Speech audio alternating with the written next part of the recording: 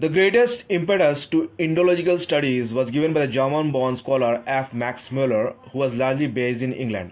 अभी हम सभी लोगों को मालूम है मैक्स मुलर के कंट्रीब्यूशन।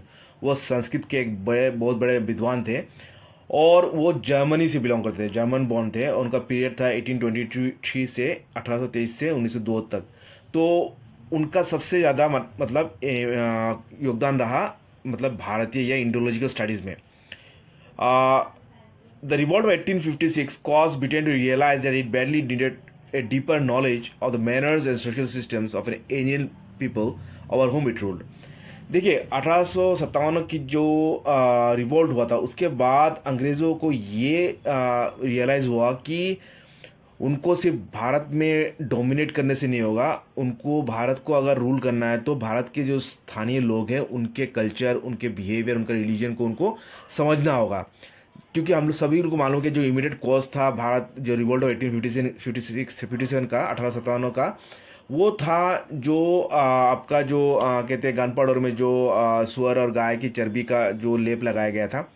तो इमीडिएट कॉज तो रिलीजियस था। तो ये रिलीजियस सेंटिमेंट को ना जानने के लिए, उसको मान्यता ना देने के लिए वजह से इतना बड़ा एक रिवोल्ट हो गया था जो कि पूरे भारत उपमहादेश में फैल गया था।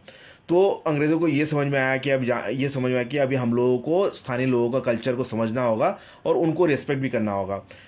और इसी तरह जो क्रिश्चियन मिशनरीज थे उनको भी ये लगा कि उनको अगर मतलब भारत में अगर उनको और भी कन्वर्ट चाहिए, उनको और धर्म परिवर्तन करना होगा, तो भारत के जो रिलीजन है जैसे कि हिंदू धर्म है उसका जो भी कमज़ोरी है उसको लोगों के सामने दिखाना पड़ेगा।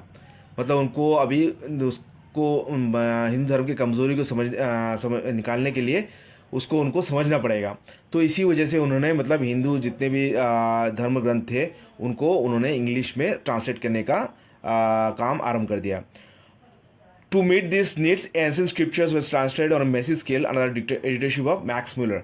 मैक्स मुलर जो कि एक बहुत बड़े संस्कृत के विद्वान थे, तो उनके एडिटरशिप में बहुत सारे जो प्राचीन भारत के जो भी ग्रंथ है या लेख है उनको ट्रांसलेट किया गया अंग्रेज़ी में। ऑलरेडी 50 वॉल्यूम्स, और एक नहीं दो 50 वॉल्यूम्स ट्रांसलेट किया गया और कुछ के तो सेवरल पार्ट्स भी थे। वो publish under sacred books of the east series. तो ये एक इम्पोर्टेंट फैक्ट है जो कि यूपीएससी के लिए इम्पोर्टेंट हो सकता है। ये कि जो ट्रांसलेट किया था उसका किसके अंडर, बैनर के under sacred books of the east series, और इसके एडिटर कौन थे, Max Muller.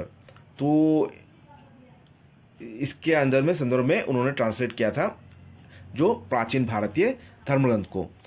Although a few Chinese and Iranian texts were included, ancient Indian texts were predominant. यद्यपि यहाँ पे कुछ चाइनीज़ टेक्स्ट भी या ईरानियन टेक्स्ट भी, पर्शियन टेक्स्ट भी इंक्लूड किया गया था ट्रांसलेशन में, लेकिन प्राचीन भारतीय जो टेक्स्ट थे वो उनमें यहाँ पे प्राधान्यता उनको मिलती है ज़्यादा।